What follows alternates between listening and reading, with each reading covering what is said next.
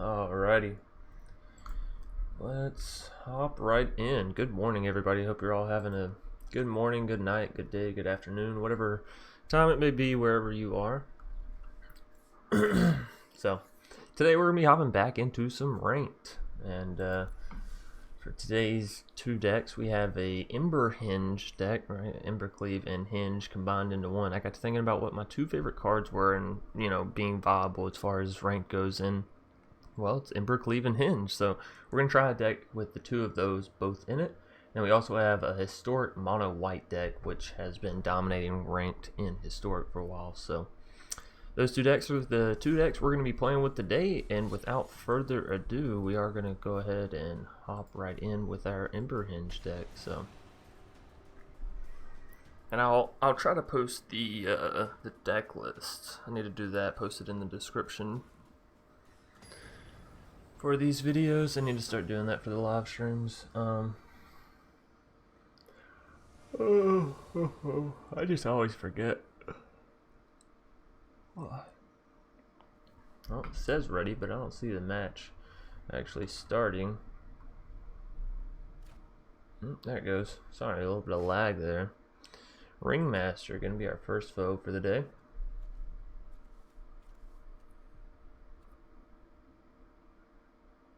I mean, seems fun. Oh, Kiora, Great Henge. Both of these things are going to allow us to draw more cards out. But we'll start with the Lovestruck Beast little 1/1 token. Probably move into our Ilysian Caryatid on turn 2, and then maybe Rotting Regisaur turn 3 is what I'm thinking. We'll have to see though.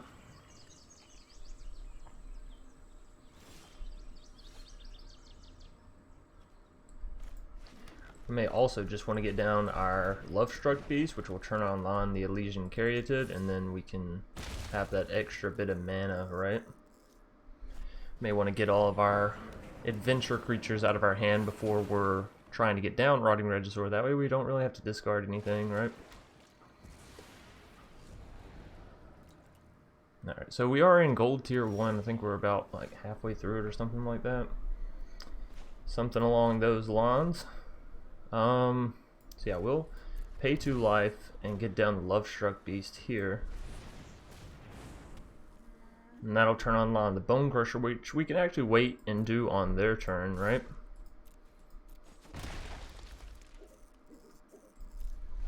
Alright, so that's more than likely what we're going to do, and next turn we'll get down the Great Henge.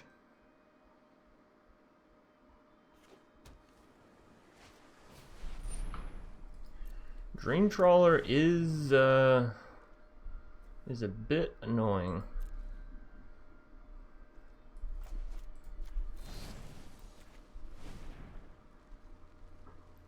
Alright. So here we definitely want to shock this in.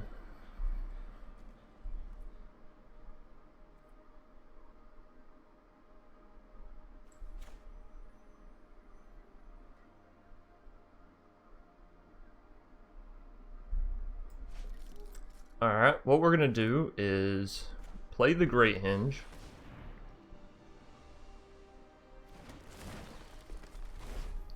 We're going to tap our Ilysian Caryatid for black mana and tap our Great Henge for green mana. Get down the Rotting Regisaur and play out one of these Lovestruck Beast little 1/1.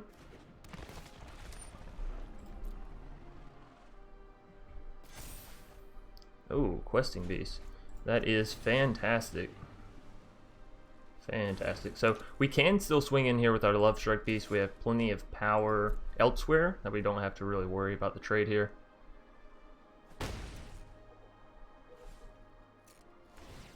Now, obviously Dream Trawler is a bit of an annoyance as it does have life gain, so it's going to be bringing our opponent back up from the 5 damage we just dealt, if not even more. Also things such as Time Wipe, obviously going to be pretty bad for us.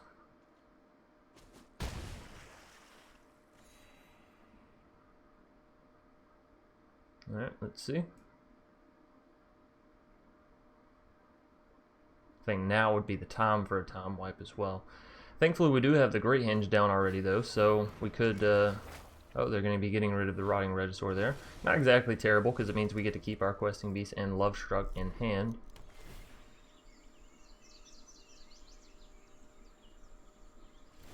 We really need some more card draws, what we're yearning for.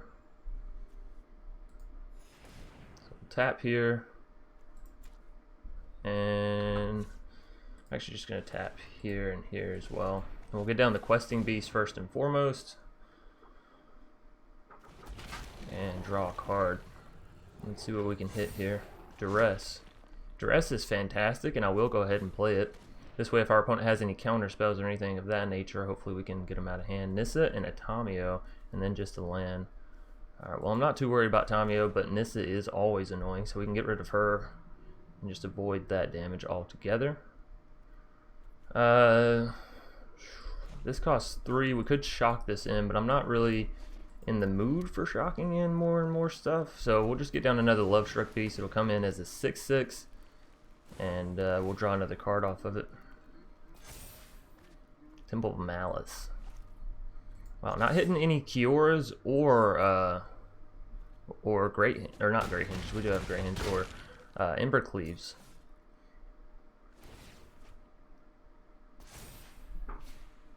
All right, so again, our opponent's going to be going back up in life.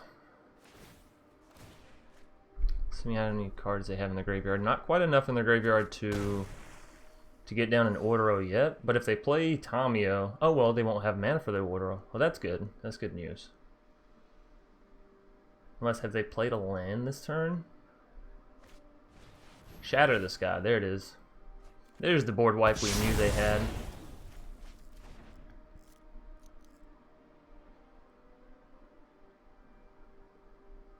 And they have three more mana.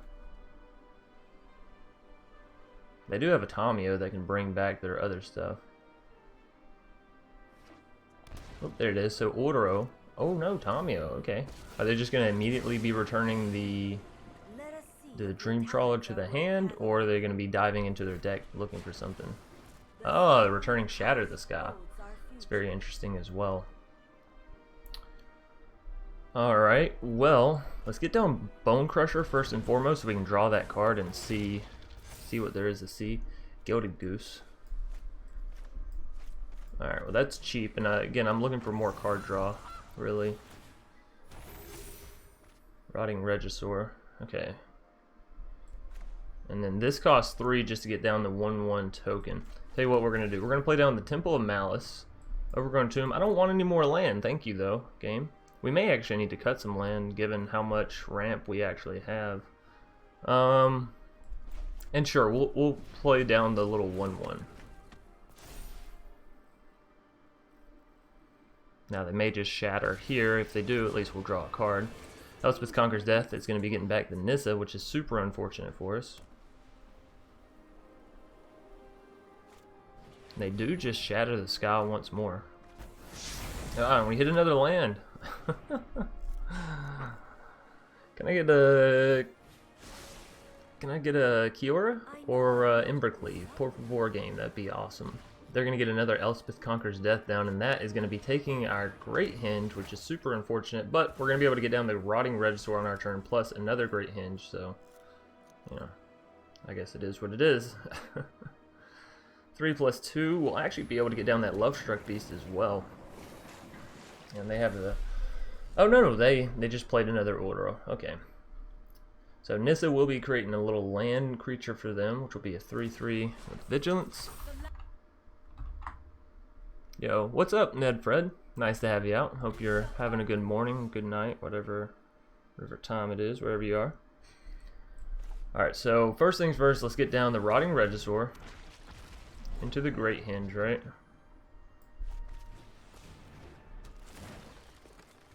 Now, we can either Domri's Ambush, for sure killed Nissa, or get down a Lovestruck Beast. Right, but that's all the mana we're going to have. That needs 5. We're going to have 1, 2, 3, 4. Yeah. Alright, well, let's Domri's Ambush, because honestly, I think getting rid of the Nissa is almost necessary. Get through that land immediately. And we'll throw this down tapped.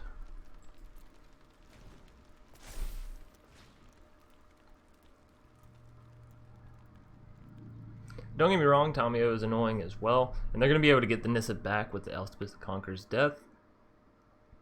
At least we did delay one turn. And they can't get back the Dream Trawler now. Well, they could. I guess they have to make a decision between Dream Trawler and Nissa. We're not in the world's best position, but we're also really looking for those Embercleaves. Maybe going up to 4 copies of Embercleave wouldn't even be a bad idea. Cutting a land or 2.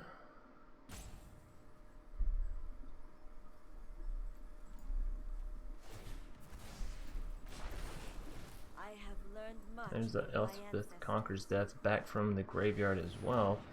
Let's see, are they going to be taking the Great Henge or the Rotting Regisaur? They're taking the Great Henge. Alright. And then they're going to Fairy Bounce the Rotting Regisaur. It's not a bad little play. Bont has a lot of good cards in it.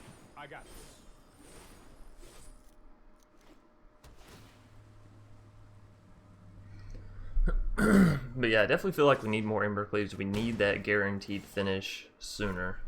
Because I don't think we're going to be coming back from this. They have the Teferi. Yeah. They're going to be getting back Nissa and Tamiyo. They have the Ordos that can gain them more life. We're going to go ahead and call this first game a GG, and we're going to go craft on this deck a little bit. Oh, we were all the way down in gold tier. Ugh. Well, that's a little scary. I certainly don't want to lose this next match. Let's see if we can't make this deck a little bit better. So, Ember Henge. Let's see. There. Oh, I thought I had 4 copies of Kiora.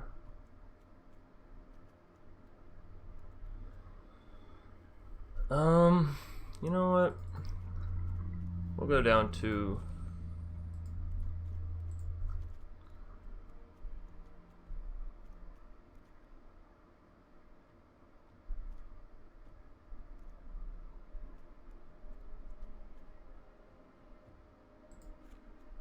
Alright, we'll try this out.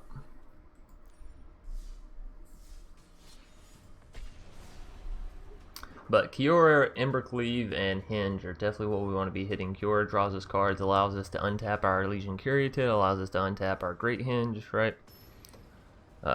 Embercleave is what our finisher is, and then of course Great Henge is, well, it's just great. So... Alrighty.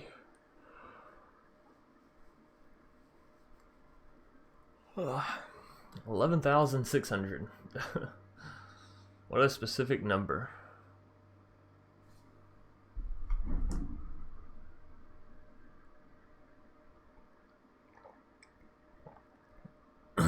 Although I guess it could be a birthday as well, right? November 6th, 2000, like the year 2000. It's weird to say that.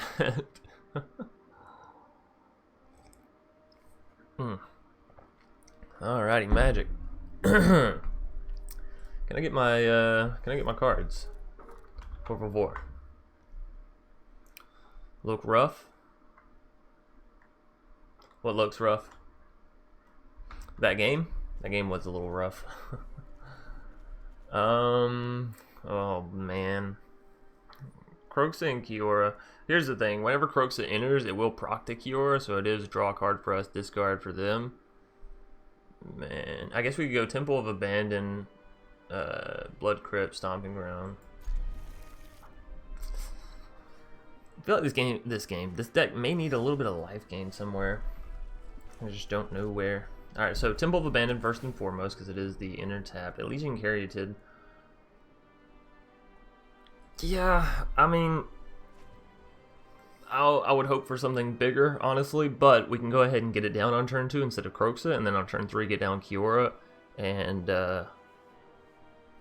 actually also a Kroxa, right? Because we can untap a land, and Caryatid will be off of its summoning sickness. So, yeah, turn 2 we're going to go Caryatid. Turn 3 we go Kiora and Kroxa, draw a card. Maybe. Of course, this is all based on if Caryatid can live. It is only 1 health creature, so, you know, the ability to get shocked is always there. Oh, no! Fuck. Motherfucking mono red.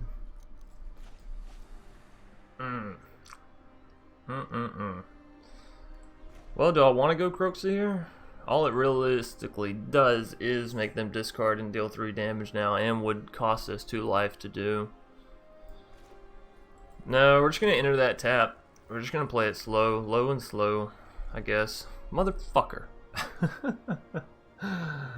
I hate Robber of the Rich so much. I hate it so fucking much. What'd they get on that other one? A land? Yeah. They said yoink. Oh man, Magic.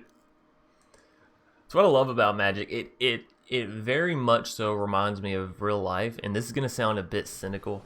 Okay, so if you're not cynical, maybe tune out for this next little part. But the second you think things are going good, the second you think you have a plan, that's when life / your opponent plays exactly what you don't want them to, and you're like, motherfucker. I don't even understand the odds on that, right? You're like, the one card you needed, huh? Yeah? Then you're going to play my card right back against me? We're having some problems this morning, ladies and gentlemen. Alright, that's okay. We got our Kiora down, so step 1, step 1 of phase 1 is complete. Next, we move to get down a Kroxa. Draw a card. Discard from our opponent. Look to get to the Embercleave. We do have another Kiora to back up this one, so hopefully... No? Okay. I was gonna say, so hopefully maybe they'll actually go for my Kiora, take a little bit of heat off of my face. But no. They're gonna be playing an Embercleave this turn on my Ilysian Caryatid? No way. Should go on the Robber of the Rich. Rimrock. Oh, I lied. I so lied. But that's generally what I think when I see 2 creatures swinging in and one of them doesn't really need to be, and you have 4 mana back. You're like, oh yeah, that's an Embercleave. Because otherwise, why would you swing in with your Ilysian Caryatid, given you did just increase your Robber of the Rich mana? You would have had extra mana with your Caryatid. I don't know. It doesn't make sense to me. It's okay. Rimrock Knight's going to come down, and we're going to draw into another Embercleave. And now is when everyone laughs and says, Chance, we told you not to put that many Embercleave into your deck. It's okay. We're going to Kroxa, make them discard, and we are getting tore up this mono red, but hey, that's what mono red does, right? It climbs ranked quickly, because it either destroys you or you get destroyed. Them discarding an Embercleave shouts at me that they have another Embercleave, which means this is more than likely a GG. We could shock in a Blood Crypt and untap the Temple of Abandon and get down another Kroxa for some more card draw, but realistically, what are we hoping to draw here? You know what I mean? We're pretty much out of options. So we'll get Kroxa back down. Draw some more cards. Make them discard another card. Annex. We got an Annex and we got an Embercleave. I'm not going to feel too shabby about that, but they do have 5-6 damage coming at our face, and we only have 9 health. So again, I feel like this deck needs a little bit of life gain. I just don't know where I would put it at. Robber of the Rich, absolutely just decimating. So we're gonna be down to what, 1 life with that shock they have in hand? Oh no, that's the game. That is GG all the way. And the Embercleave to add the insult to injury. Well, go ahead, throw it on your Rimrock. I'm gonna allow this game to finish out. That doesn't make any sense. I'm trying to let this game finish out. There we go. Alright, so hopefully we're not booted back down to Gold Tier 2. If so, I'm going to be a little bit upset. Oh, we are. Oh. Alright, let's swap to our Historic deck, because I think it's a little bit more sound in its, you know, the fact that I know it's going to work. So Historic Mono White is a life gain deck that is, you know, running rampant right now in Historic, alongside the Field of the Dead decks. We're going to go play it because I want to get back to Gold Tier 1 at least, and then we can come back to our standard matches. That last game, yeah, so much control. Yeah, it's, you know, we're playing ranked, so we can expect Bont, Sultai, and Mono Red, and almost exclusively those. Oh yeah, Cat Oven. Cat Oven's well, y'all know. Cat Oven is Cat Oven. Now, I haven't played too much with this Mono White list. Not that I'm not huge fan of mono white life gain, because I am. I mean, the world's largest fan actually. But I always feel a little bit bad when I play the top tier deck, because I feel like I'm being that person that's like, ugh. But in ranked, I don't feel like that. So I can actually play a lot of these decks and I'm like, oh, that looks actually really, really efficient, really good, you know? Most of the time I try to steer away from those kind of decks, because I try to bring y'all something that's interesting, and I know if I'm sitting there playing what everyone else is playing, it's not interesting. It's the same. It's the same thing. So, hi Giovanni. I think we go for a Pride Mate here. I don't think the tradesy there is worth it, but you know. And our opponent's playing Merfolk Llanowar in a Selesnya deck. That's the thing that's throwing me off, is like, what are you doing? Resplendent Angel, okay. I can respect a Resplendent Angel.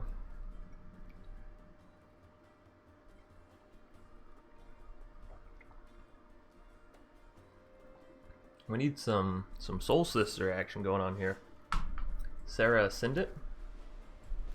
Well, at least that'll follow up our Daxos and make our Johnny Pride Mates a little bit bigger. Right. So we can swing them with the 5/5, because even if they double block, we still got that trade, right? Taking out the Branch Walker is fantastic. Thankfully, they're not at 6 mana either, so the Resplendent can't exactly start proccing itself yet. But they're certainly getting there. I wonder what the Branch Walker... Yeah, what's the Branch Walkers and the Jadelight Rangers? Is an Explorer deck. That's what it is. Right. They have Wild Growth Walkers to hit that that 5 mana for the Resplendent Angels. That's interesting, actually. A Selesnya Explorer deck.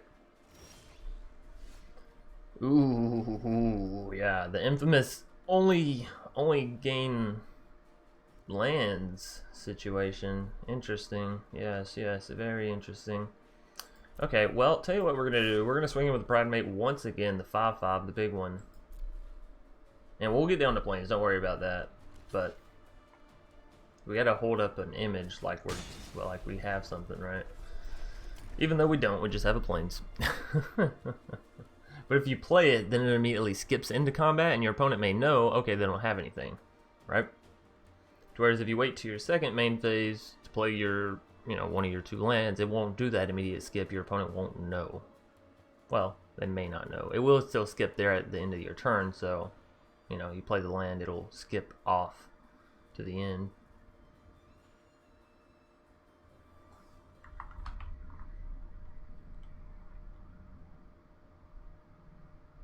So, hey Ned, I play a little bit of mono red.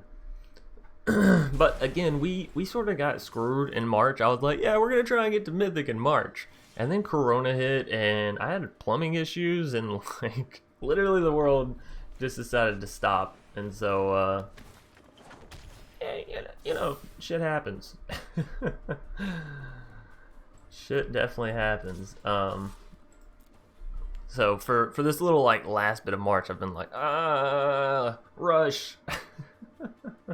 Which we're almost to plat, so I'll consider that decent, considering I started this in the beginning of March, and now I'm damn near the end, and pretty much the same spot I began.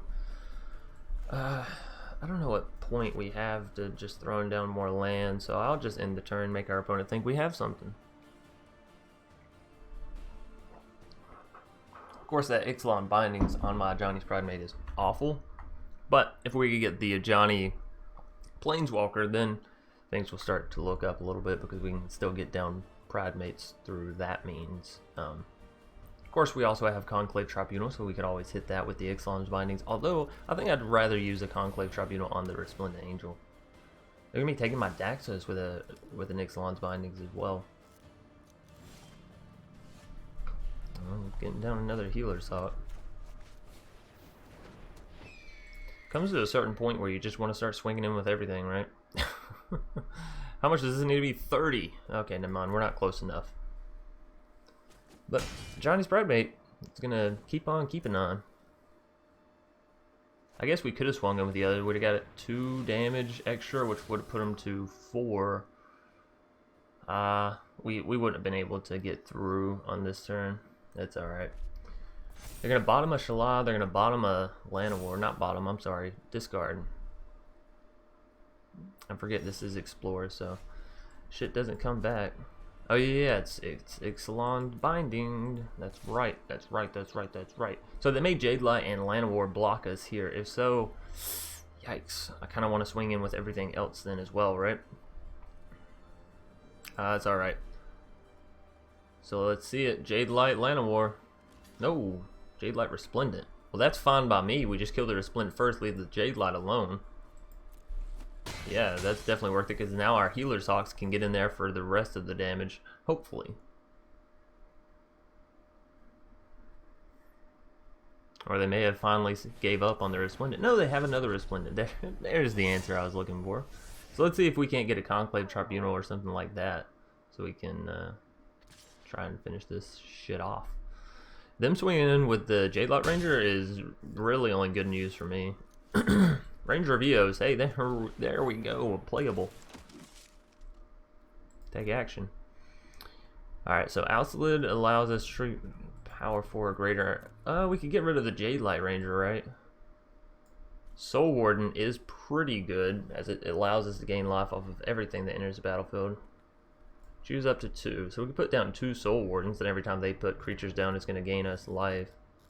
Alright, let's put... I really want to get an Alcid. But... oh, wait a minute. Yeah, Giant. Giant Killer, we can just tap their creatures out, so that works for me, actually. Let's go Soul Warden. Giant Killer.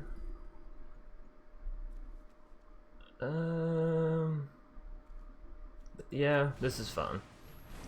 I was trying to think if they would get a creature above a certain amount of life, but this should be alright. Alright. So now we have our squad. We're going to go no attacks. Giant Killer, from now on, we can use to tap their creature, right? So they shouldn't be able to, or they shouldn't want, rather, to swing in. But this is also the first turn where they haven't lost a creature, so that's the unfortunate thing for us, right?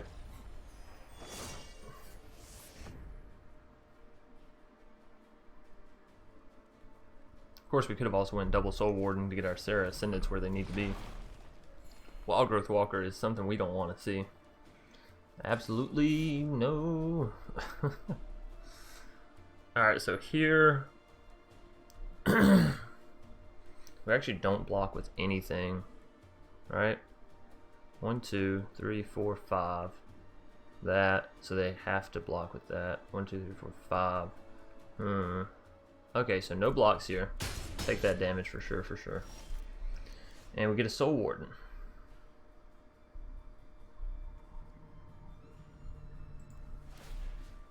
Alright, well, we tap their Resplendent Angel. Play down a Soul Warden. Swing. They have to defend with the Wild Growth Walker, and they have to defend the Ranger with the Wild Growth Walker. Otherwise, we win.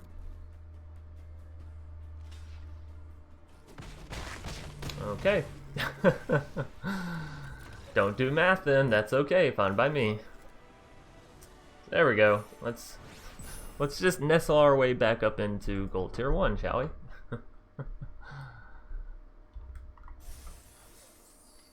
We'll get some mighty good rewards there as well. So let's go and play one more match to get us a little settled in, and then we'll go back to the standard Great Henge.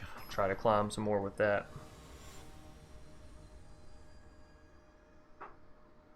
Kurdur.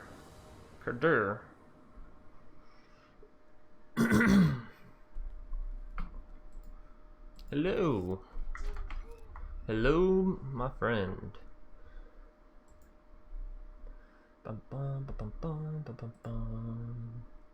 Still waiting on our cards. What is up with Magic this morning? I know I got an update last night for it, but it seems like it's like doing this more often. Hello? Oh, there we go. Well, at least we have this cycling land, right? So we can always cycle that. Sure, I'll keep it. I think we're gonna go Soul Warden first into a Healer's Hawk Giant Killer, though we may want to save the Giant Killer.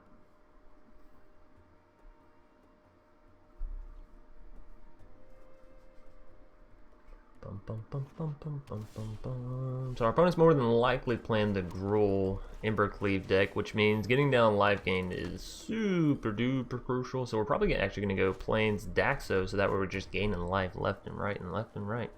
Let's see, this will be the turn for either the Burning Tree Emissary or the Zertal, right? Now, of course, they have things like Domri's Ambush, Bonecrusher, all this wonderful stuff. We will go ahead and get down to Daxos as well. If our Soul Warden isn't going to make it, then maybe a Daxos will. Of course, Giant Killer is going to be good here. Robber of the Rich, I'll certainly make the trade. I hate Robber, y'all know that. So the opportunity to get rid of her is... Oh, you son of a bitch. What did I tell you? That Robber will 10 out of 10 always take the exact card you don't want it to take. I'm actually going to get down a Healer's Hawk here instead of a Saracen. Saracen is a very prime target to get removed, right? Healer's Hawk, it is and it isn't, you know? There's a Gallia. Won't be swinging in because we have Daxos plus the Healer's Hawk, which means no ma'am. Okay, so Secluded Steep. It is going to be entering the battlefield tap, but it is what's going to allow us to get to our Johnny, so I'm perfectly okay with it coming down instead of getting cycled. Now we do have Giant Killer, which I'm trying to save for, well, maybe they're Giant or something along those lines, so we'll just get down to Sarah Ascendant. That'll boost up our Daxos a little bit more. Of course, we won't be swinging in with him, but we'll be getting in some sweet blissful damage with the Healer's Hawk, as well as gaining 1 bit of life. Alright, back to Carter's turn. Let's see, they're getting close to... Okay, well, there comes the Giant, which we can remove with Giant Killer if we want to, or we can use a Johnny's Pride Mate to get down, well, in a Johnny... Or a Johnny Strength of the Pride, I'm sorry, to get it down in a Johnny's Pride Mate, which, honestly, I may very well do. It entering the battlefield is only going to gain 1 life, and then Healer's Hawk's going to be up to a 4/4. We still won't have decent defense up against that Bonecrusher coming towards our, what's it called? So we could, of course, just play the Giant Killer, kill the Bonecrusher, get down an Alcid instead. Would I rather kill a Bonecrusher, or would I rather kill something along the lines of a Questing Beast, though, with Giant Killer? Probably something like a Questing Beast. So if that's the case, let's pay this. Let's get down the Johnny Pride Mate. That'll go up to a 3/3 thanks to the Daxos. Then 4/4 thanks to the Healer's Hawk. Or do we keep the Healer's Hawk back to defend against the Bonecrusher, since we know that that's kind of the route we want to take? Of course, our Daxos is a 2/6 now. So, sure, we'll go ahead and swing in with the Healer's Hawk. We'll gain the life. We'll go up to 4/4 for the Johnny's Pride Mate. And our Sarah Ascendant, we were only 5 health away from getting it up to the beautiful place that it is. Questing Beast. Now, here's a very interesting thing. We can actually trade out the Questing Beast for our Johnny's Pride Mate, and I think I want to. And a Gallia is swinging in as well. Okay, so they are going to be discarding a card and then drawing a card. They get rid of a Gallia, and we don't know what they drew into. We'll defend, and we'll let the Gallia do the 2 damage, I think. Alright, so Questing Beast is dealt with. Yes, I said I wanted to use Giant Killer on it, but circumstances did not allow. Alright, so here I do want to go ahead and create another Pride Mate, actually. And then we can kill their Giant. I actually don't think that's a bad idea. That is instant speed though, so how about we just save the mana for it? And I'm actually going to go ahead and get down to Healer's Hawk, so we can have that aerial constant life gain damage, right? So swing in here and here, I think. Kurdur seen enough, actually. They said, you know what, my hand's not doing that great.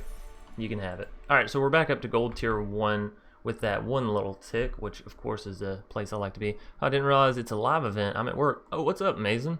Nice to hear that you're still in work, actually. A lot of people have gotten laid off, so that's really good that you still have work. Well, really good, and in the same sense, you know, be healthy, wash your hands, make sure you're doing your stuff, you know. But yep, we are live. I've been trying to go live every morning around 8ish, 9ish, something in that ballpark. Trying to do a little bit of rank grind. You know, at the beginning of March, I was like, this is it. This is the month we're getting to Mythic. And then everything like went to shit in March, and I was like,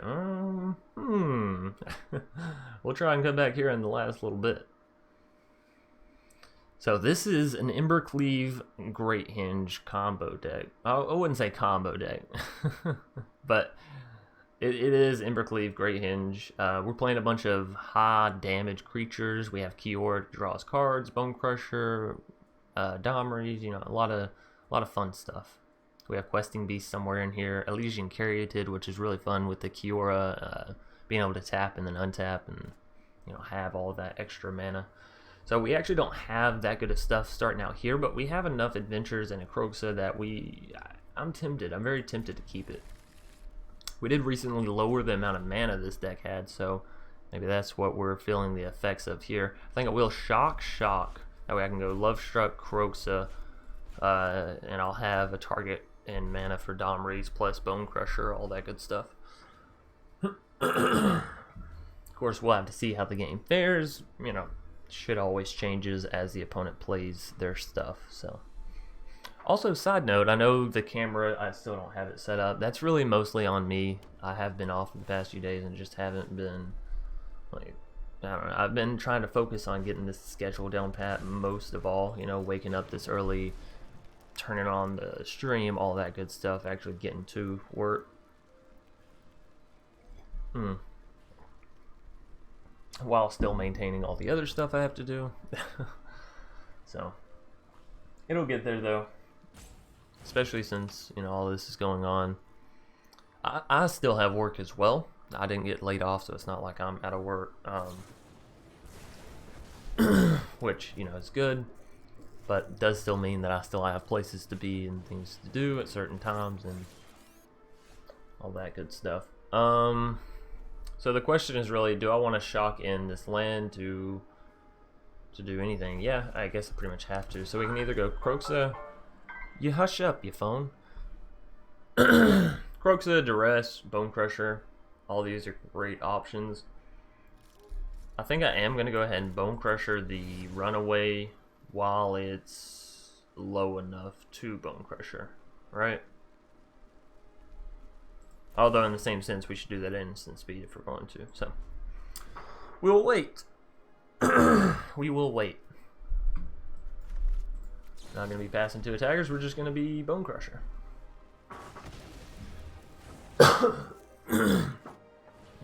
Scorch Spitter. Also, sorry about my coughing. I'm trying to drink more water in the mornings, which is actually having this weird effect of making me like making the phlegm get out of my throat a little bit quicker, which is a good thing, you know. It's very disgusting, but it's a good thing. I need land, game. I don't think you understand. I need more than 2 land. I did kind of do this to myself. Let's get rid of that light up stage. That was going to help them draw a whole lot here. We need to make sure they don't hit another land actually as well. They're on 2, we're on 2. It's a very 2 kind of world today.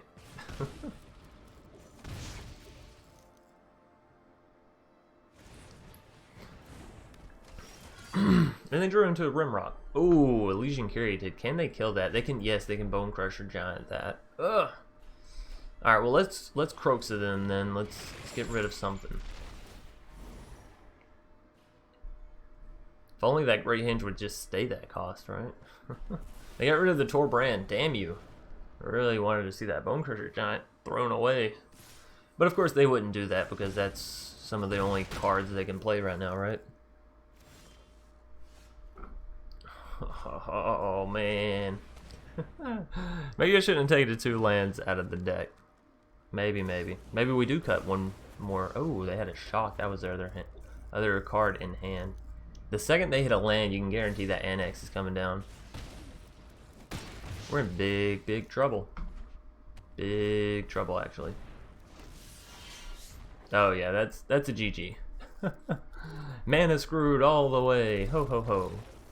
Alright, let's take out an Embercleave. Let's add back in 1 mana. We'll find a happy medium for this deck. I swear it. It's two of my favorite cards currently in Standard, and they're 2 of the ones that actually can manage in the meta. I want to see them played together, damn it. Alright, so we'll take one out there, we'll add in a forest back. I know you're not supposed to base, you know, a single game on the entirety, but I think we've been seeing Embercleave a bit too much anyway, so. Louis Tofu? Is that Louis or Louis? I guess it really depends. Fabled Passage can get us some red mana, which could open up the Kroxa / Bonecrusher, right? We shall see. We shall see. Also, welcome everybody that's joining in. Right now, we're playing standard. We're playing a standard Great Henge Embercleave deck. Yeah, we'll go ahead and get some red mana. The green mana does also cut online the Questing Beast and the Great Henge, but it requires us to draw into another piece of land in order to do that. So many mono red. What is up with this?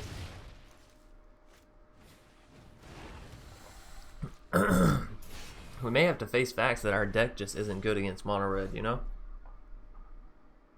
May have to just face the facts.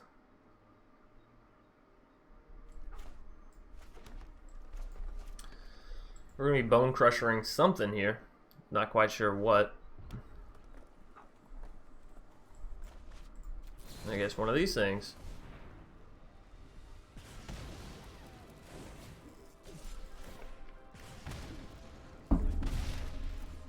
Alright, they get down the annex.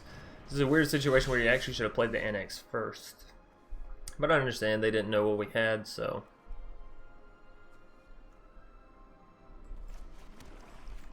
Alright, let's get down the Bonecrusher, so hopefully we can defend up against their annex. And toward Bran, oh, that's deadly. We're going to be swinging in with the Scorch Spitter and the annex, actually. Alright, well, let's definitely trade out here. They're going to get 2 little 1/1s back from it. Torbran is so deadly. Mono red right now is so deadly, honestly.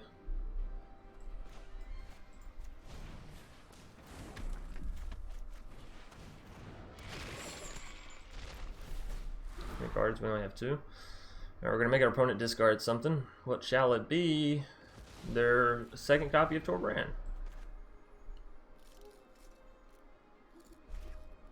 And we will just enter that in tapped. We're going down, ladies and gentlemen. We're going down. Down, down, down. Oh, yeah.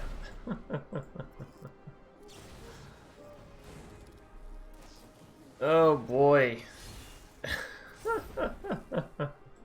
Mono red, ladies and gentlemen. Holy fuck. I love the Great Henge. Yeah, I would love the Great Henge. Alright. The Great Henge is supposed to be, you know, coming in at a fairly fast enough pace for us to be able to deal with mono red. We haven't seen a single fucking Kiora either, have we?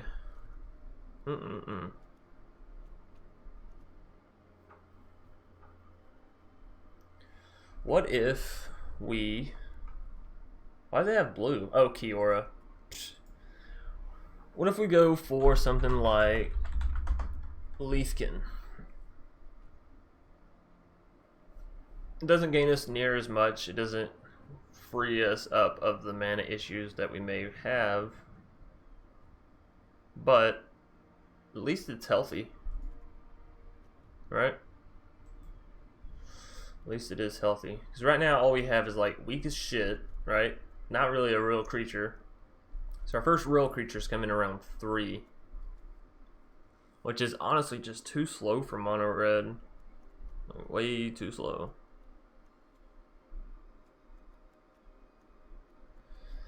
What are some other means of gaining life within these colors?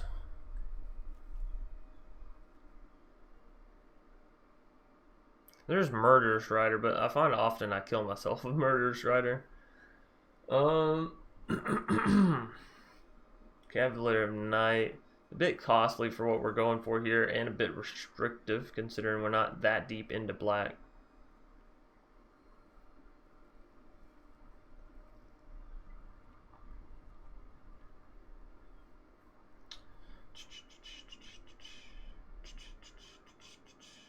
there is Bond of Flourishing. We are playing a whole lot of permanents, right? With all the creatures. The only thing that's not really, the only things that aren't really permanents is Duress, Fling, and Domri's Ambush. Aside from that, all permanents. But what are we taking out for Bond of Flourishing realistically?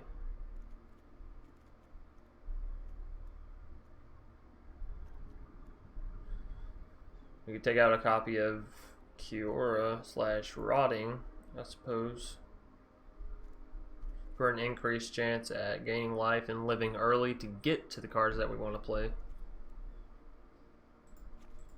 Ooh, not there. Although Rotting is like so Rotting is so solid, so maybe like that. We'll go try it back out. How about that? I'm not going to give up on this deck quite yet. Like I said, it's a combination of the two favorite cards. I have a Golgari with Rotting Regisaur and Henge. Yeah, I really enjoy Great Henge. You know, I feel good every time I get it down. I'm like, +1/+1 counters, 2 life, extra mana, draw cards. Yes, it's everything I love about green combined into one card. And Embercleave is everything fun about red combined into one card, which is why I'm like, come on. You two, you've got to be able to be played together. This is a bit of a scary start. And one of the things I was worried about with Bond of Flourishing, honestly, is like it being part of a not so strong start.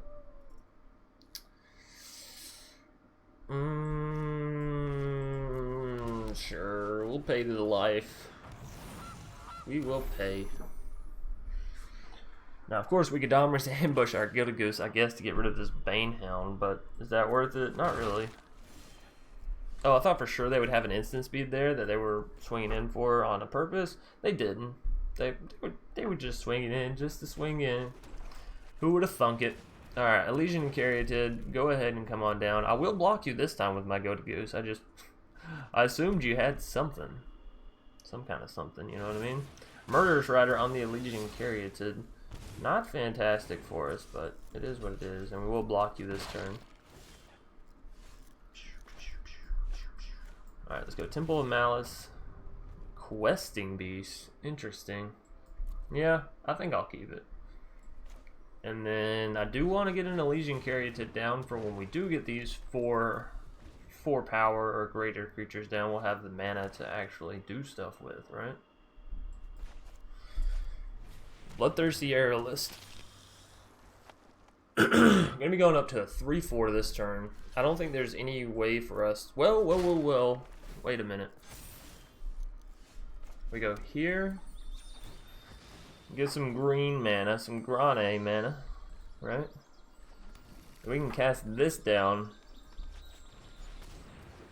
And then we can cast this. It will cost us both of our creatures to tap, but that is perfectly fine. Auto pay. And we'll have 1 mana left over, that's alright. Get out of here. And Questing Beast, do your work.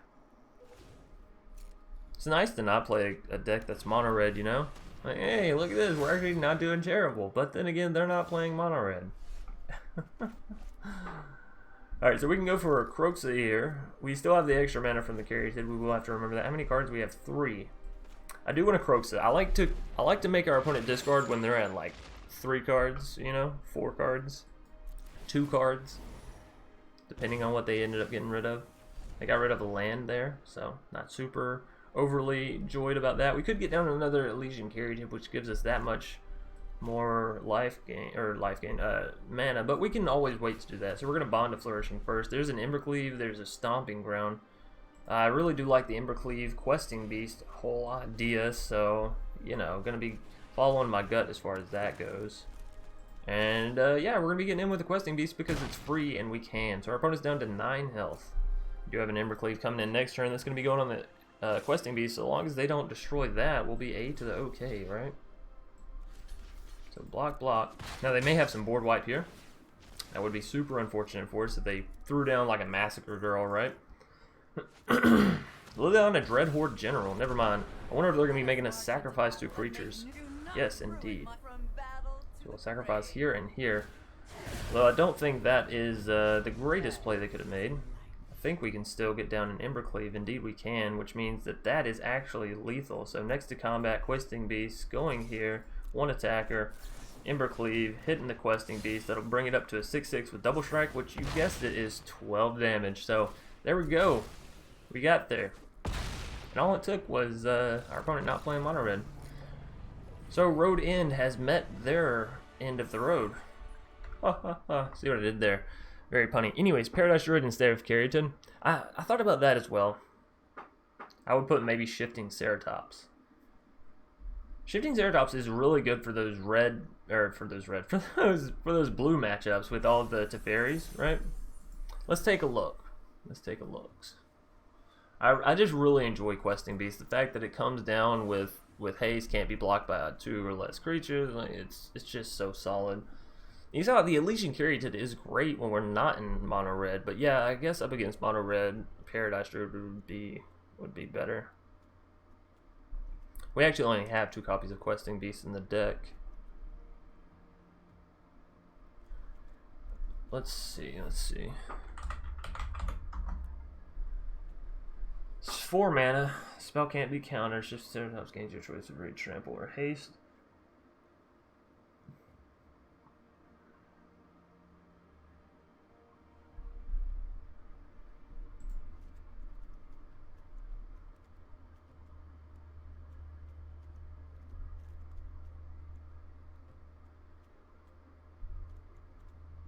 The thing is, I just don't know what to remove for it. I guess we could remove a Rotting Regisaur, but we really don't see that many Rotting Regisaurs anyways, and one of the really, really awesome combos of this deck is Rotting into Embercleave, right? Because that's like, that's so much fucking damage. That's fucking dominating, like game ending right there, you know? I could take out my Fling, but I'm not gonna lie, Fling is like, it's so key. It's so key in so many matches, you know? Being able to fling a Rotting Regisaur at a Planeswalker at your opponent's face after you've already struck with a Rotting Regisaur, that's 14 damage. That's insane for 2 mana. Especially for a game ender, you know? I just can't bring myself off of that. Let me take out a Lovestruck Beast. But the thing is we're making our deck cost more and more, you know? Because originally the deck looks more so kind of like this, right? So adding in the Shifting Ceratops puts another creature up here, because you have to remember this wasn't originally in here. So this is kind of what our curve actually looks like, which is really efficient, you know, really efficient. Which is why I was like, yeah, maybe we should actually cut some lands. But what we should actually maybe do is cut some of these, like, some of these tap lands, right? Some of these things that are slowing us down in the beginning.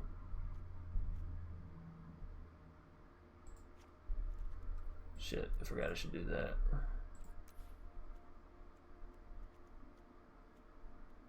Well, the red-green is really the place we want to be. Is it red-black we have the least amount of, right? Yeah, red-black. Cut that. And then cut 1 forest for a swamp. That way our Fabled Passage can always grab a swamp as well. And we don't have any double black mana sources, but you know, you don't want to not be able to grab one of all your colors with Fabled Passage. That's my personal opinion. So, alright, right back into it. How long have we been going for? Oh, an hour. Do what you want, no worries. Oh yeah, I mean, for sure. But I definitely like the feedback, you know? If we go one more match up against mono red, you can bet your sweet ass I'm taking out the Caryatids. I'm just gonna put in the Paradise Druids. and realistically, the Paradise Druids do more damage, you know? Like if emergency situation happens, you have to Embercleave something. Embercleaving a Paradise Druid, that's 6 damage. That's it's not that bad. We do have mana for the Bond of Flourishing and the Domri's Ambush, but we don't have the mana to get to the other stuff. But once Rotting Regisaur enters, that makes this only cost 2 mana, which means if we can hit a green, or no, we'd have to hit black. If we get green-black mana source with a Bond of Flourishing, then we can get Rotting down and Great Henge. That sounds fantastic. Yeah, give it here. You know what? I talked myself right into that one. A Caryatid. Actually, that'll do as well, Pig. That'll do. And our opponent going to be opting. I haven't seen opt nearly as often. Oh, that's not green-black, but it's red-black, and, you know, I guess I'll keep it. We got the Caryatid to sort of carry us out of this mana fixing problem anyway, so we'll see if she can't get down and stay down, right? No counter. Please don't be playing Simic Flash and just bounce my shit, because we all know that's, oh, it is Simic Flash. Ho ho.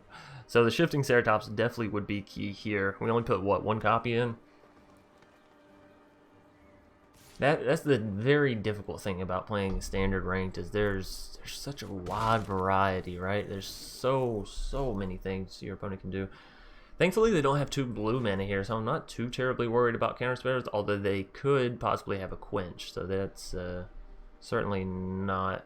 Let's see, they could have Brindborn Cutthroat, which is 2 mana, and put 1 counter on Wildborn Preserver, which means the Domri's Ambush actually wouldn't be enough to get to that Wildborn Preserver. We go here for the Rotting Regisaur, but I think if we're going to do that, we should instead shock in this land, get down the Rotting here, and then still have 2 mana with the Ilysian to where we can get down the Great Henge, as long as the Rotting lands, right? And then from that, we can play the Bond of Flourishing, right? So big plays for our turn 3. We have another Rotting, we have a Questing, and we have a Lovestruck. I'm going to go for the Questing because of the haste. So if they're constantly bouncing Questing Beast, it's going to constantly be re-entering with haste, right? That's my thinking there. And of course we do have the Embercleave for the Rotting Regisaur come next turn, given we can get to that point. As long as I don't see a blue mana here. Fuck! Because that's a Frilled Mystic, right? We all know what that means. That's a Frilled fucking Mystic. Fuck. Alright, well, tell you what we're gonna do. I am gonna discard the land. I might end up regretting that. I think we're gonna go for a Domri's. Ooh. We still have 2, 3, 4, 5. That's fine. Alright, so we're gonna go for a Domri's Ambush from Rotting to Wildborn and see if this will cause them to counter. Because we still have an Embercleave that they don't know about. They know about the Questing Beast, right? But they don't know about the Embercleave.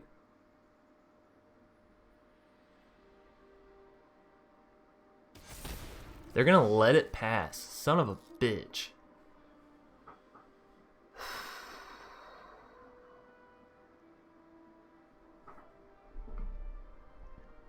If I play Questing, I guaranteed can't play Embercleave. And if Questing doesn't enter the battlefield, it doesn't draw us the card. I almost just want to go Bond of Flourishing and look for another land here.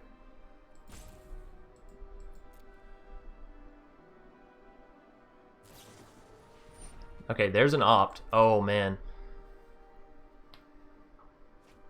Alright, so not playing the Questing Beast so far is good. Next to attackers. Yes. Oh my goodness, yes. Yes, yes, yes, yes, yes. And a Spectral Sailor. Fine by me. Oh my god, beautiful. Alright, so next to attackers, swing in with the Rotting. No! Damn it. I mean, I'll take the victory, don't get me wrong. That was certainly fantastic.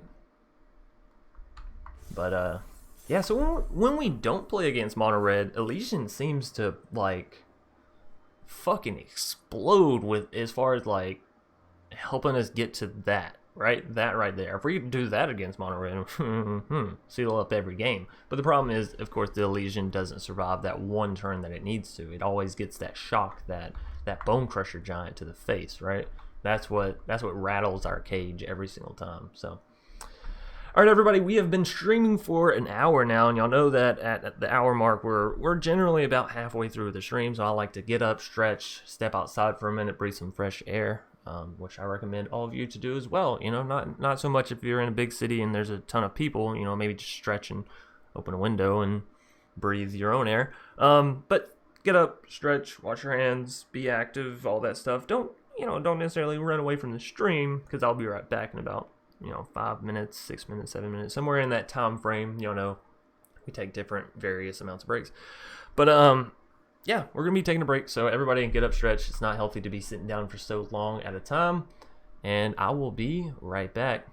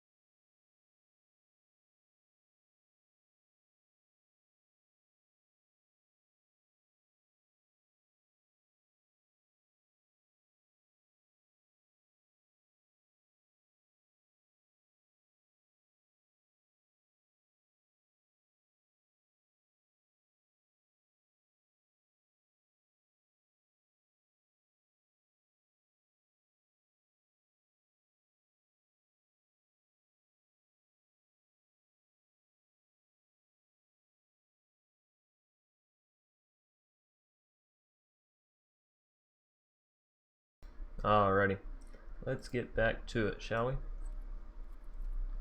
Let's see. We're actually going to play a few more matches of the Ember Henge because I swapped to the mono white to make sure we wouldn't lose too many ranks. Then we'll go back to mono white and finish out the stream with that. But for the time being, we're going to continue with this deck. I am having fun with it, and I would like to see it work and hit a bit more. So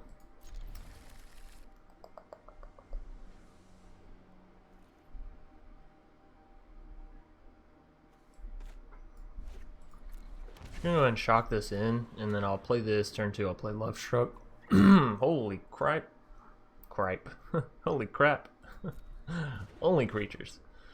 Duress not so good for us here. Our opponent seems to be playing Simic. Could be another color in there as well. Bont, Sultai, you know, that kind of stuff.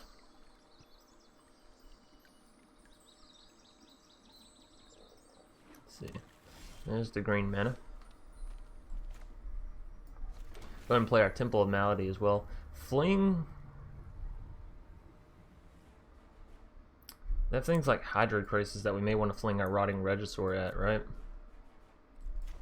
And then we'll get down to little 1/1 creature token for Lovestruck.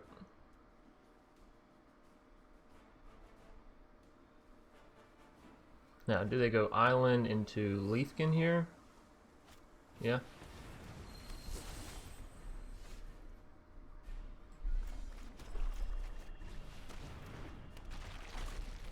Alright. So, Rotting is down. Now, what do we discard? Row.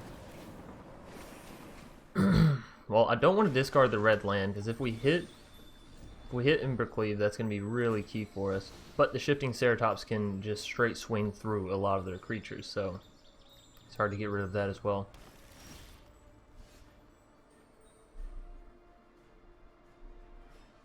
Fuck, I guess we're getting rid of Fling then. There's more red mana, so fine by me.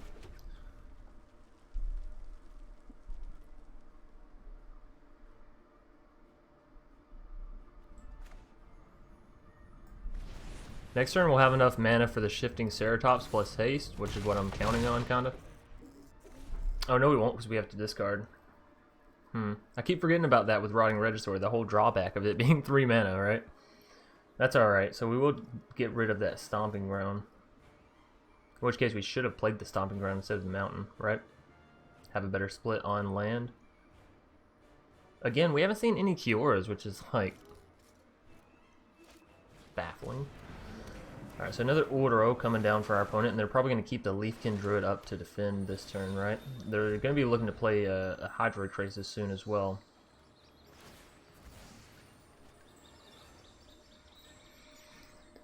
Alrighty, let's see.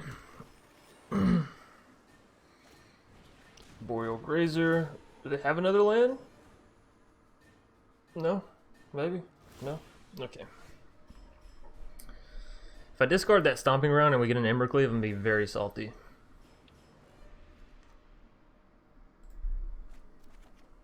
Questing Beast. So it's either a questing or a shifting. I'm going to go for the questing.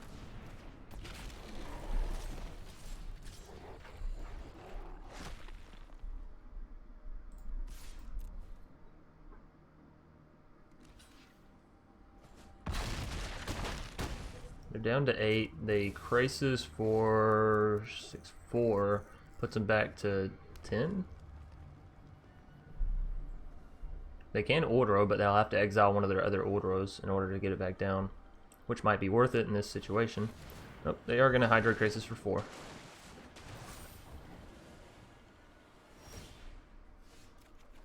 Alright, bye-bye shifting.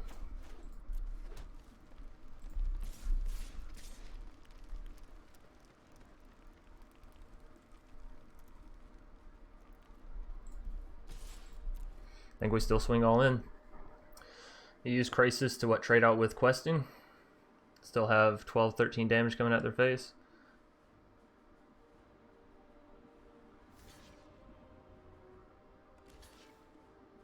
That's fine by me. Take them down to 1 health. Of course they can get an Ordero in. Bring them back up to 4. We still have damage to get around that. So they have to do Ordero plus something else, right? as well as we'd have to not draw Embercleave, which Lord knows we probably won't. Alright, so there's the Ordero.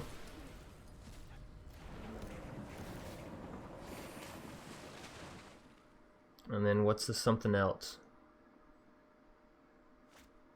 A Boreal, that's enough. That is enough. Oh, but we got a Domri's Ambush. That'll do it, ladies and gents. That will do it. So we can go here and... I mean, here's fine.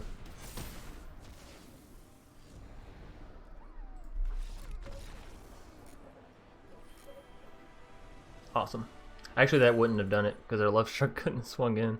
They didn't realize it. It's okay. Alrighty, so we won that game, even with our opponent not. We shouldn't have swung in with the 1/1. I really didn't expect them to block the 1/1 there. I expected them to kill something with the Crisis. But hey, our mistake goes unpunished, which is always nice, right? Always nice. So let's hop back into it. Let's try and climb some more through gold. Marlboro, the cigarette brand. That's what a name. Two Great Henges, a Duress, and a Bonecrusher. I'm gonna keep it. I don't like seeing two of my Great Henges or my what's it called off the rip, but let's see what our opponent's playing. Teferi, Roll of Scions, Improbable Alliance. Let's get rid of Teferi. Lord knows that's probably the most annoying creature in existence. Creature, planeswalker, whatever Teferi claims to be. They're probably going Improbable Alliance, so we're probably perfectly fine to go Fabled Passage into some more red mana, probably. Of course, we're also going to get to Fabled Passage perfectly fine, so...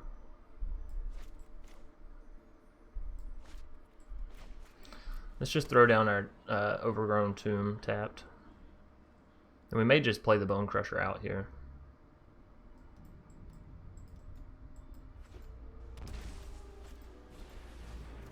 Yeah.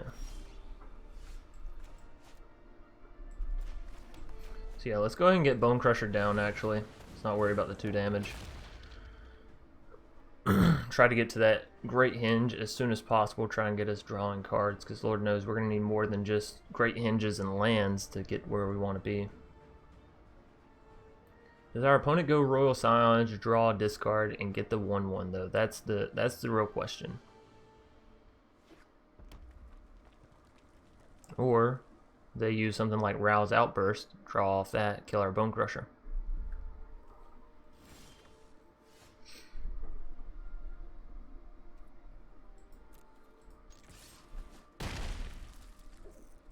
Alright, well, we got in good solid damage. That's always nice.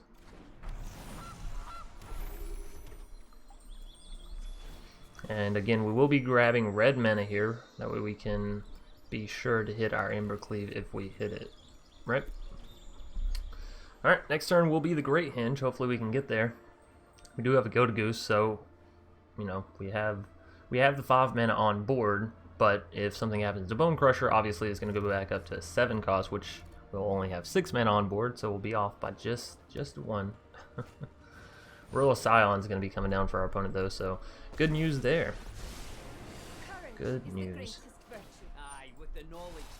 So we'll resolve.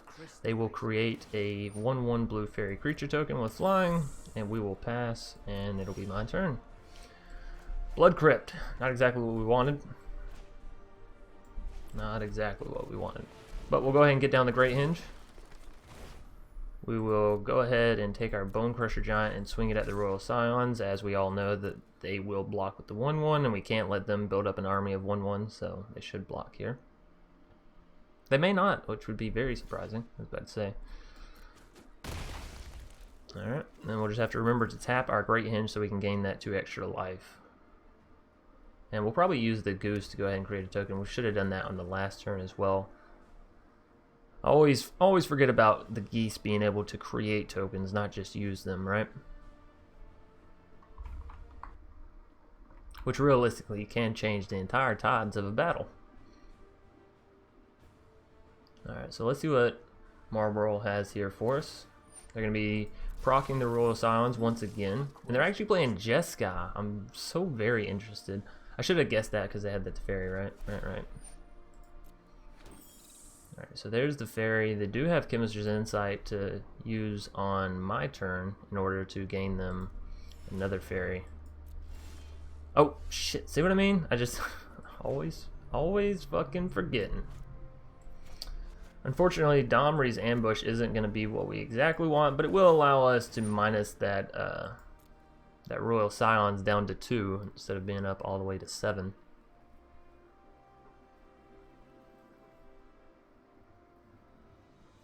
Of course, I guess we could have used the Gilded Goose to kill the Fairy, but they would have gotten another Fairy back, right?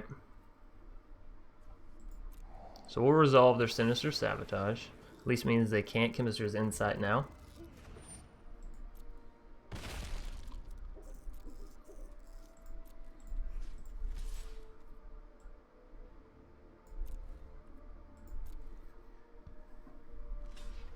Alright. They're still going to be blocking. We're going to be resolving. Oh, shit. I know, I forgot to play the Blood Crypt. Ironcrag Pyromancer. 3 damage to any target. That's going to be real annoying because that's going to be able to kill our Bonecrusher Giant. I enjoy the proper application of knowledge.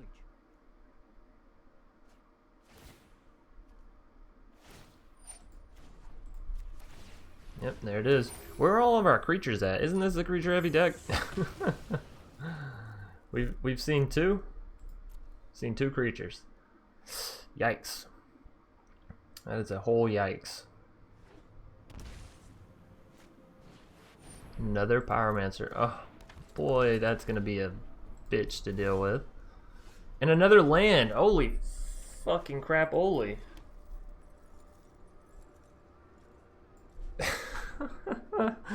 Magic! Don't do it. Don't do it to me. We only have 23 lands as well, so like we're even at a lower risk for being flooded. If only by 1 extra card, right? 1 in 60th extra card.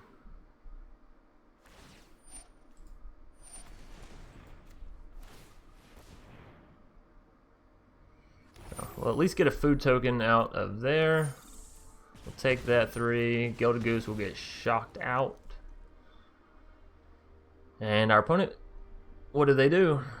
Pass 1/1 Fairy swings in. They still have Chemist's Insight and mana.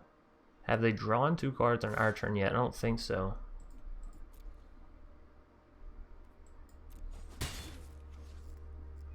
Probably going to start using these foods, right? Start eating them so we have plenty of health. Crackling Drake. Never mind, there it is. It's also their turn. I completely forgot. It's not our turn, it's their turn.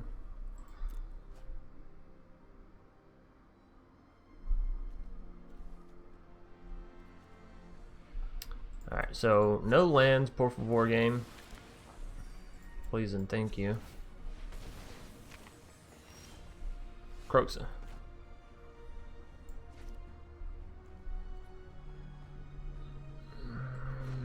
Well, tell you what, it'll draw us a card.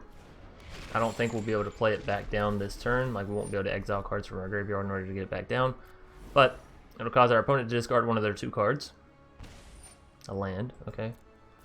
Counter doesn't really matter, but the card draw could have meant something great if it wasn't another fucking land. Oh my goodness.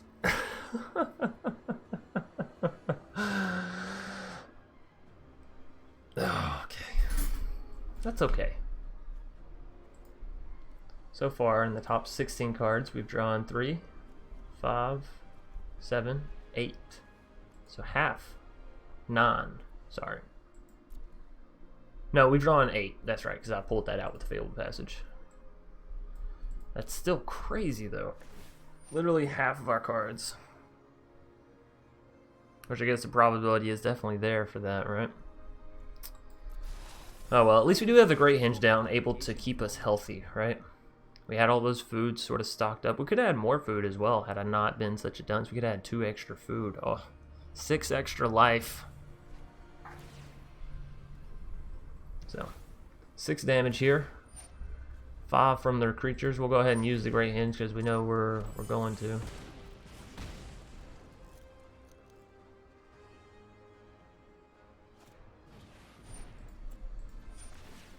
And food.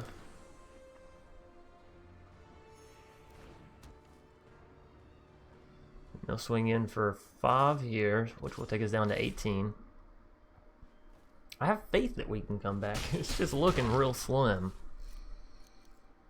Opponent keeps drawing playable cards. Of course, they do have, you know, a way of looting through their cards, whereas we're just like, la la la, hope this works. I actually don't want to tap any red mana. I'd rather go here, here, here. And another land. Alright, Kroxa. Come on back. Maybe you can draw us something. Maybe, oh maybe. Oh, oh baby. Ilysian Caryatid. Well, it's another creature, which means more card draw, which is great, right? More land, not so much. But we do have a 7/7 and an 8/7 now, right? Which is enough to make our opponent at least want to keep back 2 fairies.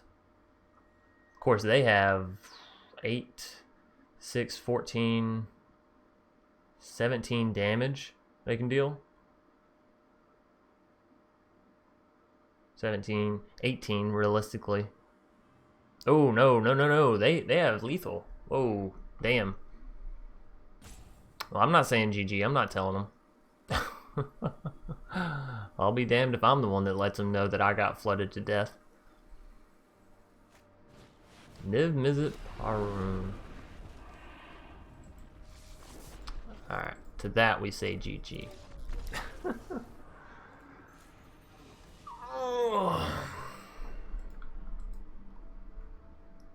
I really, really just want to climb a little bit. Tell you what, we're getting near the end, so we're going to go play some of this historic mono white life gain and see if we can't pick up some victories there. Alright?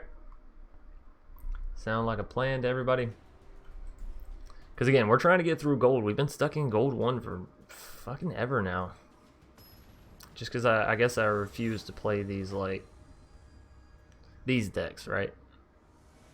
That's alright. This is a bit costly, honestly. But we do have the 4 to get to the Ranger, so we could hit those 1-drops. Sure. Sure, sure, sure.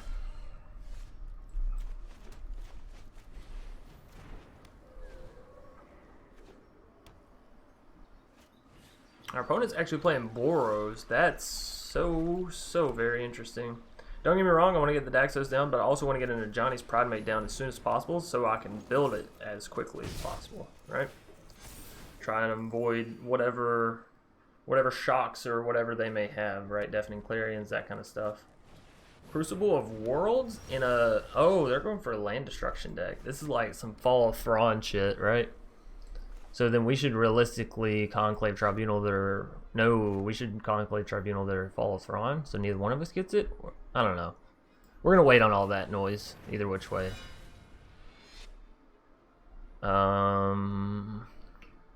Yeah, I guess we want to go ahead and throw this down. Oh, no, that's for cycling it. Okay, right, we already played a land this turn. So yeah, I could go for the Conclave Tribunal. I'm going to go for the damage. Try to get them dead before their combo hits. Try to get our Johnny big enough to avoid the Deafening Clarion that I think should be coming. Of course, Deafening Clarion will still kill our Daxos. Ixalan's Binding. Okay. On to the...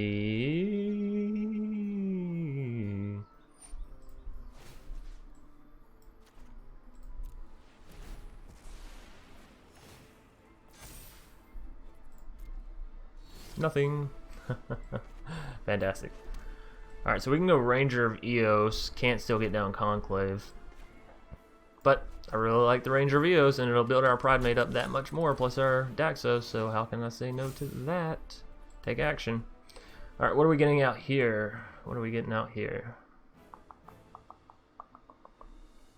Soul Wardens are obviously good for us. They don't have really any creatures. They're not really playing any other creatures. So I guess we just go for double Soul Wardens to further boost our Johnny as quickly as possible. Sure, that'll be fun. Swing in for the 8. Boom, boom. And now we have lethal on board as long as we can get there next turn. Awesome. Awesome, awesome, awesome. And that's why you rush it. You don't sit there and try and dilly-dally and take things with Conclave. Not things that don't matter quite yet, right? Of course, that was a big piece of the puzzle right there, the Crucible of Worlds, but I think getting in the damage was the right decision. Morning, everyone. What is up, Philip? Hope you're having a good morning. We're trying to get through this last little bit of gold. Perfect Ostrich gonna be our foe. Ooh, that's quite a draw. We are gonna mulligan that. I don't like seeing only one land. One land is one land too few. I think we'll throw the Ranger back since again it's a little bit out of our range. Get it? Puns and whatnot. Anyways. Our opponent also playing mono white. We're gonna lead off with a Soul Warden instead of a Serra Ascendant. I think that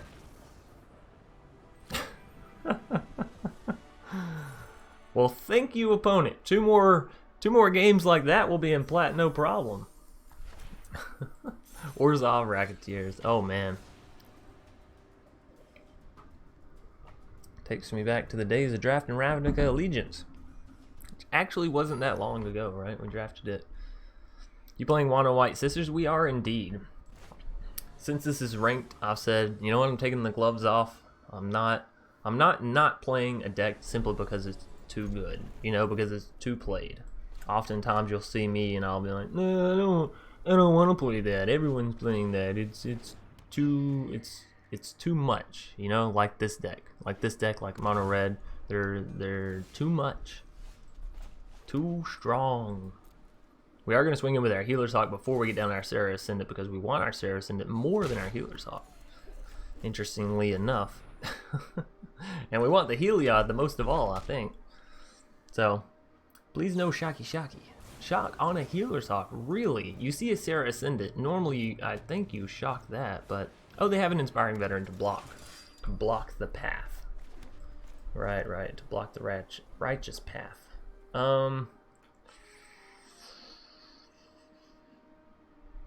Let's get the Heliod down. No attacks, because we can't quite do that quite yet. That's okay. Daxos, don't get me wrong, would have been able to defend against the Inspiring Veteran there. Or here, I guess, rather. Maybe that's what we should have done to preserve our life total. Of course, the Joust. Oh, well. Joust would have still been able to... Not quite sure. Actually, they probably would have just jousted our Daxos, right? There's the Venerable Knight. Why are you playing knights like this, though, in Historic rank? That's what I'm having a hard time understanding. So we're going to get the Daxos down first. That way when the Ranger comes into play, Heliod will gain our Daxos a little counter. There we go. English. Obviously, they have a Venerable Knight that they can swing in with this turn. We'll hope that they don't. Again, I can't understand why they're playing... Why are they playing knights in Historic? I get Historic Benalia, Benalish Marshal, great cards. Maybe that's it. Maybe we just haven't seen them. Alright, so Venerable Knight will be swinging in here, as we assumed. We will take that damage happily. We'll go back to my turn. And another Ranger of Eos. Well, I'm not too upset about those, whatever you want to say. I do really enjoy Ranger of Eoses. So take action. Let's see, what do we want here? Destroy creature with power 4 or greater. That's not a bad thing. Giant Killer, probably going to be pretty good for us. And then, well, a Soul Warden means every time a creature enters the battlefield, we're going to get a bonus off of it. So that sounds great. So, want the Giant Killer to remove things such as Acclaimed Contender and keep their Inspiring Veterans from getting too huge. And then I want the Soul Warden to give us life. Of course, we have another Ranger of Eos, so my picks there may have been a little bit skewed, but that's alright. Knights were good in Dominaria. They were. They really were. I remember there was a mono white weenies deck that was absolutely dominant back in the Gilded Ravnica days. Oh shit, the opponent just conceded out. Alrighty. Like I said, you know, 2 more games of that and we'll be in plat. So now we just need 1 more.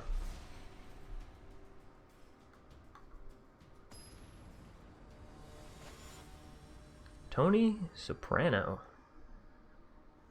What avatar is that? It looks like a mono white type avatar, like a bishop or like a knight or something, you know what I mean?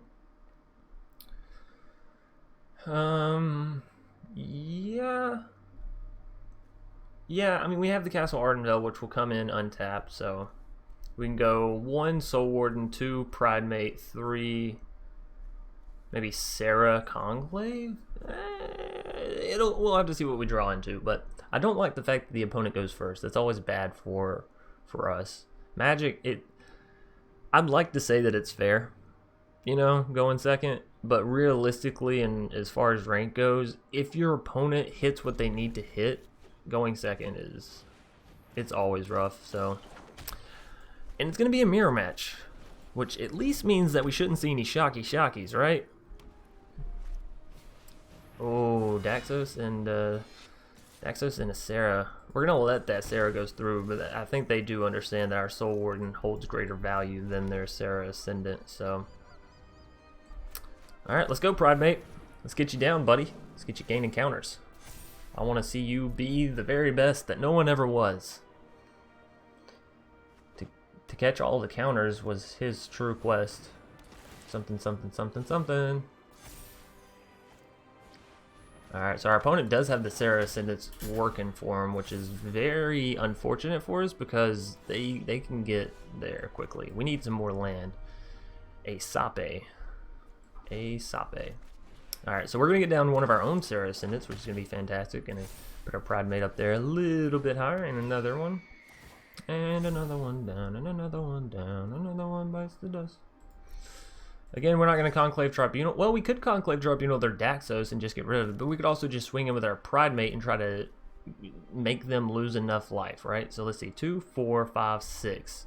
Yeah, that means they should take that damage, and we should be ahead on the life gain train. Although they're going to swing back at us, so maybe we don't do this, and maybe we do Conclave Tribunal the Daxos. We take the life that they're going to deal back into us.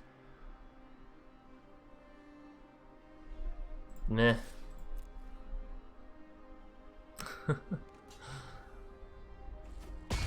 Getting rid of one of their Sarah Ascendants. Hey, I'll take it. They don't have a Heliod down yet to gain anything off that life gain except for, well, more life, right?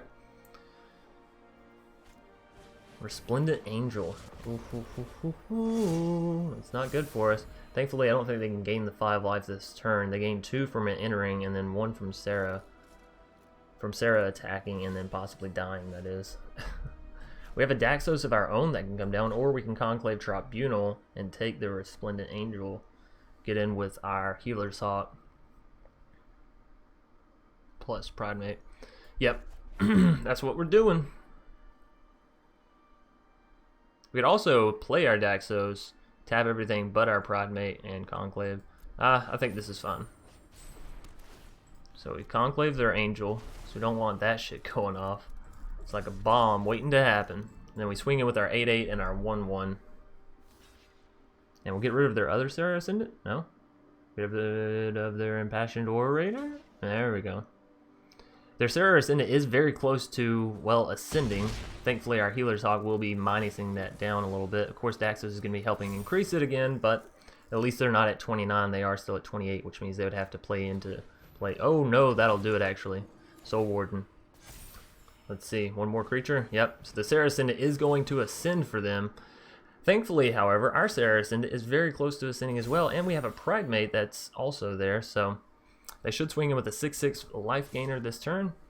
Now, unfortunately, that will put us back down to 23, which means we're going to be a bit of a ways off. We haven't drawn any more land, though. We have 24 in the deck, and we've only seen 2? Are you kidding me? What are the odds of that? Not great. Not great, I can tell you that much. Now we can play our Alslid, and then actually just go ahead and sacrifice him for our Johnny to give him protection from white. which will allow us to deal in enough damage to make them out of that 30 range, right? I think that's worth it. Them having a 6/6 life gain flyer is just not cool with me, so.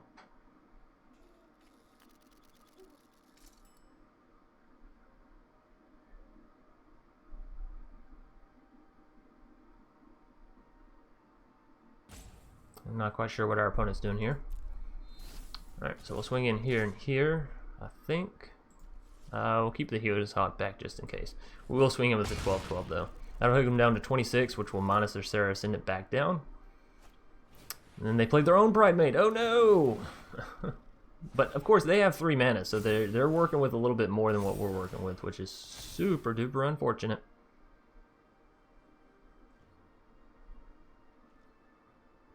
No swinging though, that's fantastic. Hey, another land. Oh, thank God. I thought I would never. Alright, Heliod, come on down. Beautiful, beautiful beast, you. Alright, so that's going to allow us to start putting counters on the Healer's Hawk, which is really, really good. Alright, so we can swing in here and here, and we'll have the Heliod to defend with, a big 5/5 indestructible creature. They still don't have enough quite to defend against us. That is going to put them up to 30 though, isn't it? Nope, 28. Well, 29 off Daxos, right?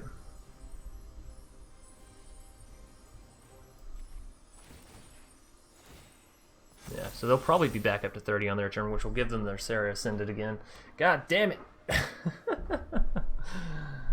Figuring this shit out is very, very difficult.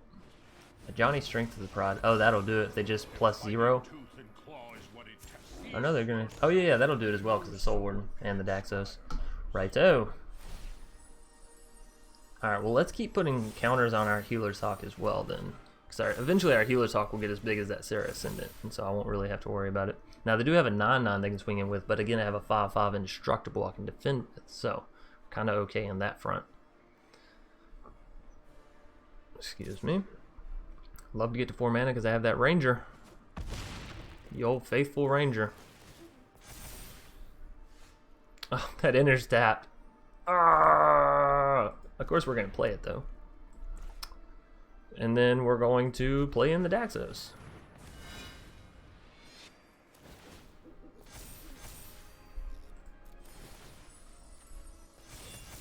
Alrighty. So, have to kill their Johnny's Strength of the Pride. Yes, it means their Ceres and it is still going to be wailing on our face. We could swing in with our Johnny's Pridemate, but they could always sacrifice those two into our Pridemate. But we're still going to be the ones out on top, right, if that happens. So that's fine. And I want to keep the Heliod back, actually, to defend.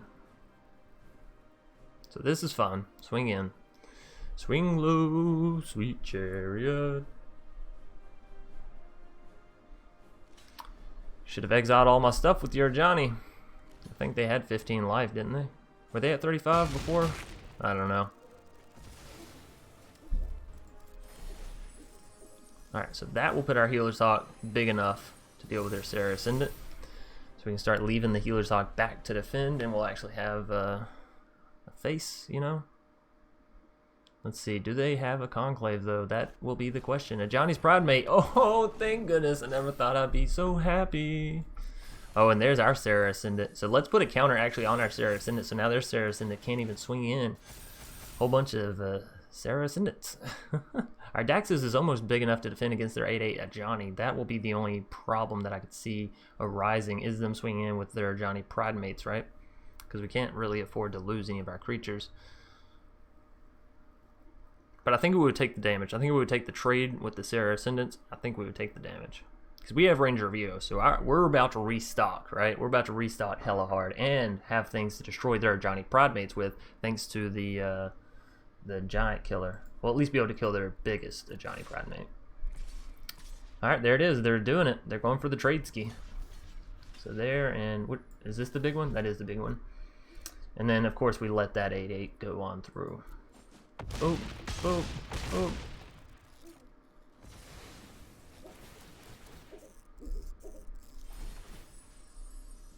Alright, so Sarah Ascendants are now dealt with on both sides. Healer's Hawk is getting huge. Our opponent has plenty of life, as we can clearly see. We're going to get down to Ranger of Eos.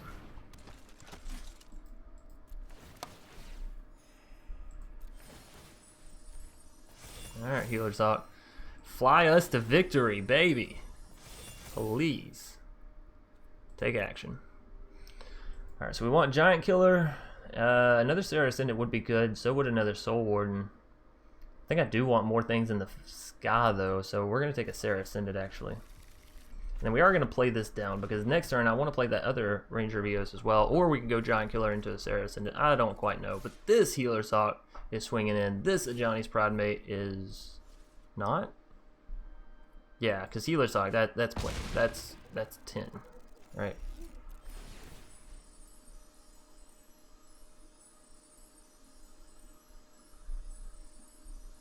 We could actually start building up our Daxes as well, but I think our Healer's Hawk is our best course of action here.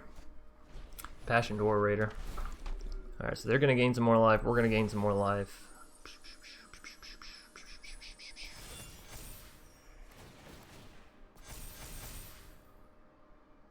I think we got this game. I don't think Tony Soprano can keep up with our mono white life gain. I think we simply have the superior one. So 3 plus 1. Yeah, I think I'm fine on waiting on that Ranger of Eos. We are going to go ahead and chop down this 16/16 of Johnny's Pridemate, so they don't have that resource anymore. Resolve, resolve.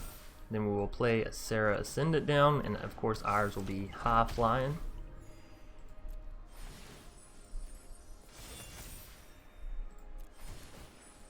Yeah, I think we got it. I think we ran away with the game here, because we can also Giant Killer them after this turn and continuously tap one of their creatures, which will allow us to swing in with one more of ours.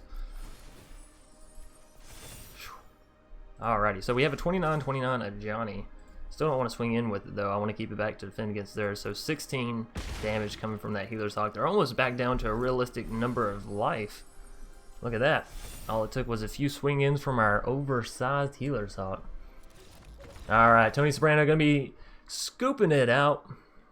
Got to get under him, 35, or kill that again for sure. Yeah, that Ajani was for sure a worry on my mind. But there it is, Platinum Tier 4, ladies and gentlemen.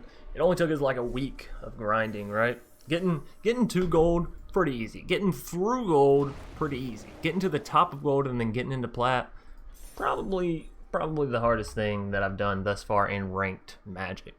But we got it, we did it. We are now in platinum, as they say. Right? Isn't that what they say? Anyways, season ends in 4 days. We just got to platinum. How am I going to get to mythic in 4 days? Well, stay tuned tomorrow as we try to figure that mystery out. Maybe we'll be able to make it through plat tier 4, plat tier 3. Maybe we'll get to diamond in 4 days. Yeah, it's plat diamond. So maybe we can to diamond in 4 days. We'll have to see, though. I would certainly like to make it at least a diamond, because the higher you make it, the lower, or the less it lowers you, right? Or does it lower you the same no matter what? I don't know. Either way, thanks everybody for tuning in.